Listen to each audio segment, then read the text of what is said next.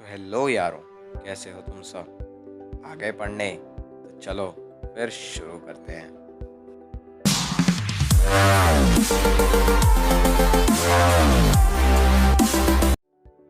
तो यारों, छुट्टियों में तो तुम खूब मज़े कर रहे होगे।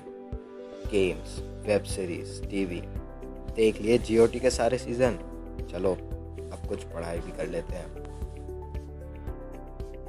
तो यारों, आज के चैप्टर का नाम है नेशनलिज्म इन यूरोप। पर ये नेशनलिज्म होता क्या है? यारों, अगर आसान भाषा में समझाऊं तो नेशनलिज्म का मतलब होता है देश के लिए प्रेम, यानी देशभक्ति। और इस चैप्टर में हम पढ़ेंगे कि कैसे यूरोप के लोगों में नेशनलिज्म की फीलिंग आई। आज जो तुम ये यूरोप देख रहे हो ना, इतनी सारी democracies, France, Britain, Russia, Germany, पहले के टाइम में ऐसा नहीं होता था। उस टाइम यहाँ पर एक मोनार्क यानी एक किंग या एक क्वीन रूल किया करते थे, और यूरोप में बहुत सारे छोटे छोटे प्रोविंसेस और किंगडम्स हुआ करते थे। ये बात करीब 18th सेंचुरी की है, और इस चैप्टर में हम पढ़ेंगे कि कैसे ये प्रोविंसेस यूनिफाई होकर एक नेशन बन गए। चैप्टर की शुरुआत होती है फ्रेडरिक सूरियो की बनाई हुई एक पेंटिंग से, और नाम से तो तुमने गेस कर ही लिया होगा कि ये महापुरुष फ्रांस से हैं। दोस्तों, इस पिक्चर में फ्रेडरिक सूरियो ने अपने यूटोपियन विजन यानी एक तरह से सपने के बारे में बताया है। यूटोपियन को तुम अगर समझो तो इसका मतलब एक ऐसी सोसाइटी होती है जो इतनी अच्छी है कि वो पॉसिबल ही नहीं है। इस पिक्चर में फ्रेडरिक सूरियो ने एक ऐसे यूरोप का सपना देखा है जो डेमोक्रेटिक और सोशल रिपब्लिक से बना हो, यानी इंडिपेंडेंट नेशन से बना हो। और इस पेंटिंग को तुम लोग हल्के में मत लेना। सीबीएसई हमसे इस पेंटिंग पर पूरे 3 नंबर का सवाल पूछ सकती है, और 3 नंबर काफ़ी ज़्यादा होते हैं। इस साल बोर्ड है, इसलिए ध्यान से सुनना। इस पिक्चर में तुम्हें काफ़ी फ्लैग्स दिख रहे होंगे, और ये लोग जा रहे हैं इस स्टैचू को होमेज यानी इज्जत देने के लिए। और जिन लोगों की जीके अच्छी है उन्हें पता होगा कि ये फ्लैग्स जर्मनी, इटली, यूएसए और फ्रांस जैसे यूरोपियन नेशंस की है। मज़े की बात तो ये है कि जिस टाइम फ्रेडरिक ने ये पेंटिंग बनाई थी उस टाइम जर्मनी का कोई फ्लैग था ही नहीं। ये फ्लैग सिर्फ एक एक्सप्रेशन था अलग अलग जर्मन स्पीकिंग प्रिंसिपैलिटीज़ को यूनिफिकेशन से एक नेशन बनाने का।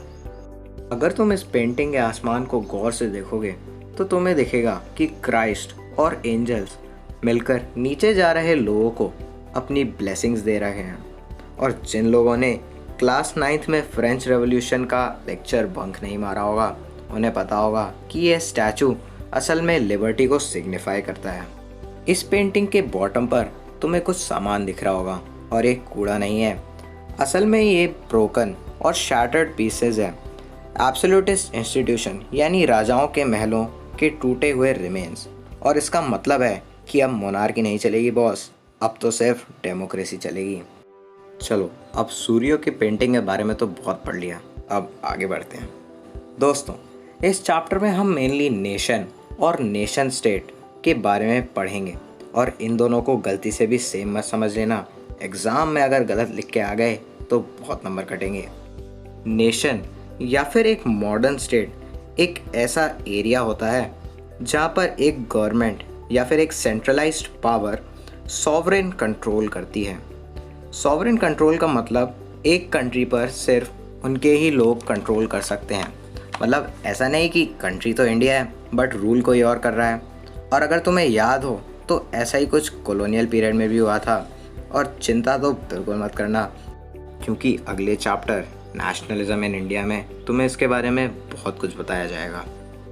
दोस्तों, नेशन स्टेट में भी ये सारे फीचर्स होते हैं जो अभी हमने डिस्कस किए, बट इसमें सिर्फ एक मेन डिफरेंस होता है। एक नेशन स्टेट में लोगों में एक सेंस ऑफ बिलोंगिंगनेस यानी नेशनलिज्म की फीलिंग होती है। पर यह नेशनलिज्म आखिर आता कहाँ से है? ये नेशनलिज्म आता है एक कॉमन हिस्ट्री से, मिलकर लड़े हुए स्ट्रगल से, एक कॉमन कल्चर या फिर डिसेंट से। यारों, डिसेंट का मतलब होता है कि हमारे पूर्वज सेम थे, यानी हमारे पर पर पर पर पर पर पर पर पर दादा सेम थे। आज के लिए बहुत पढ़ लिया, अब मैं जा रहा हूँ सोने और तुम भी एक ब्रेक ले लो। तब तक के लिए stay awesome, have fun and as always stay तूफानी।